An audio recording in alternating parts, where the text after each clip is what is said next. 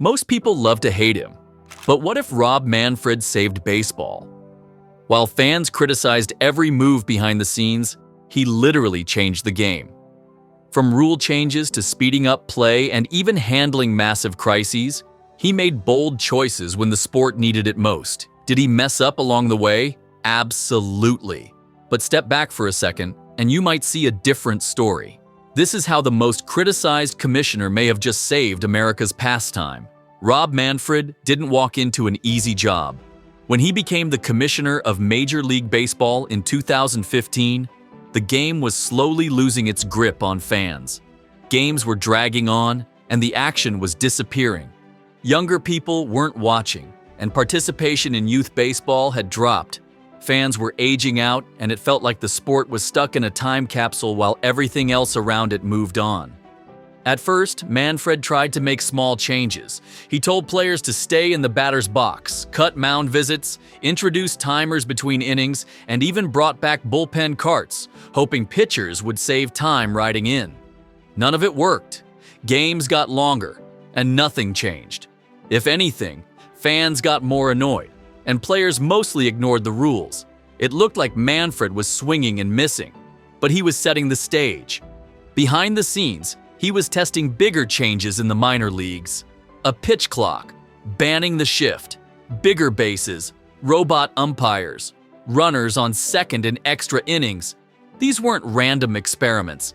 He collected data, built his case, and prepared for a bigger play. Meanwhile, the Astros cheating scandal exploded. Manfred's response was a PR disaster. Fans and players felt like he let the Astros off easy.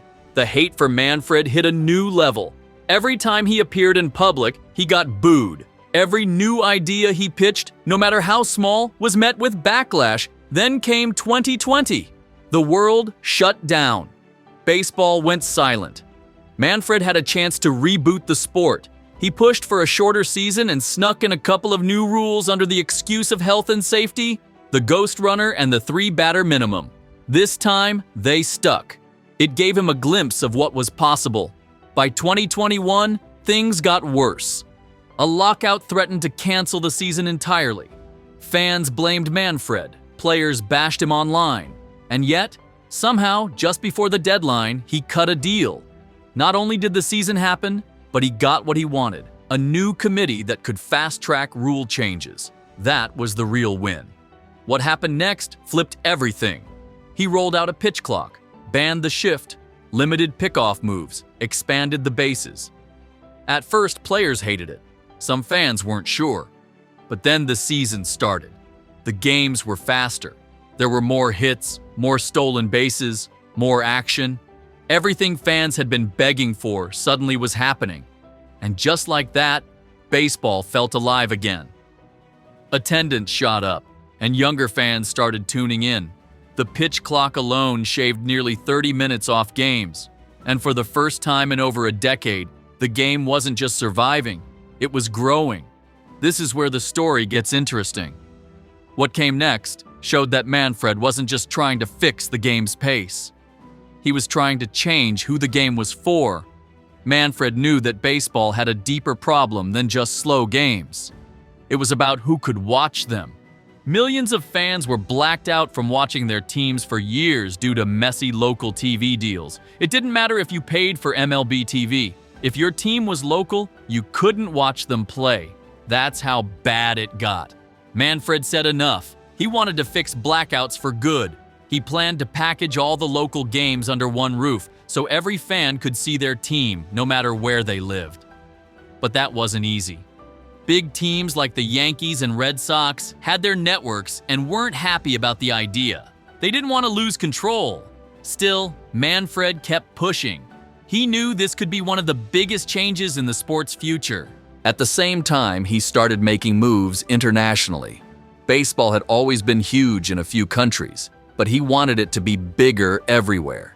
He helped push for games in London and Mexico, and even started looking at new cities for future expansion teams. His goal was clear: grow the game, not just in the US, but worldwide. But while doing all this, Manfred also had to keep the owners happy. And owners care about one thing above all: money. Under Manfred, Franchise values soared. Revenue increased. Even during hard times, he strengthened the business side.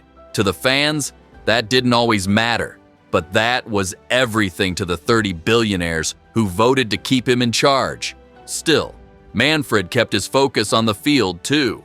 He didn't stop at banning the shift or adding a pitch clock. He started talking about a robot ump system, a way to make balls and strikes more accurate. It's still being tested, but it could be the biggest shakeup yet if it comes to the majors. And he's not stopping there. He wants to fix the way young players are recruited internationally, wants to protect kids from injuries caused by overuse, and hopes to fix how slow the offseason has become for free agents. In the past, many of these ideas would have been shut down before they even started. But now, fans were seeing real improvements.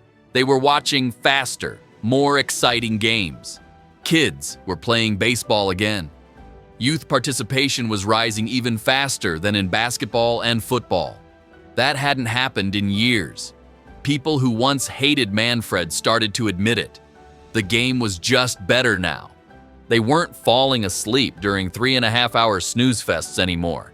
They saw stolen bases again and hitters trying to put the ball in play. Seeing drama return to the field. It wasn't just about saving time. It was about saving the spirit of the game. Slowly, fans started realizing that the changes were working. But even with all this progress, Manfred's job still isn't done. As Manfred heads into his final years as commissioner, he's got more on his plate than ever. His biggest goal is adding 2 new teams to the league. Expansion means more fans, more jobs, and more money. But it also means working out a new deal with the players' union, and that's never easy. The last time the league and players had to negotiate, it nearly shut down the season. It was ugly. Players felt disrespected, fans were frustrated. But in the end, Manfred pulled off a deal. And this time, he'll need to do it again. Probably even better, if he wants to leave the game in a good place.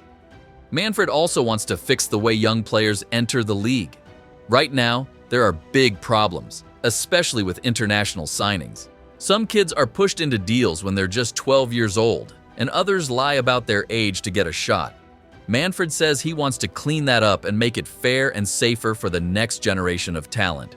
He's also looking at how to fix the broken free agency system. In recent years, off-seasons have become slow and frustrating. Big names don't sign for months. It kills excitement, it hurts the fans, and it makes baseball feel stuck in the mud. Manfred wants to bring life back to the off-season and make it something people look forward to again. Even with all of this, Manfred still catches heat. Some fans will never forgive him for how he handled the Astros scandal. Others still think he doesn't care about the game. But here's the thing, the numbers don't lie. Attendance is up, TV ratings are climbing, kids are picking up bats and gloves again. The games are faster, more exciting, and feel more alive than they have in decades. That doesn't happen by accident. Whether people like him or not, Rob Manfred has done what few thought possible. He made baseball matter again. He didn't do it perfectly. He made mistakes. But he kept going. He kept trying. And somehow, little by little, he helped turn the game around.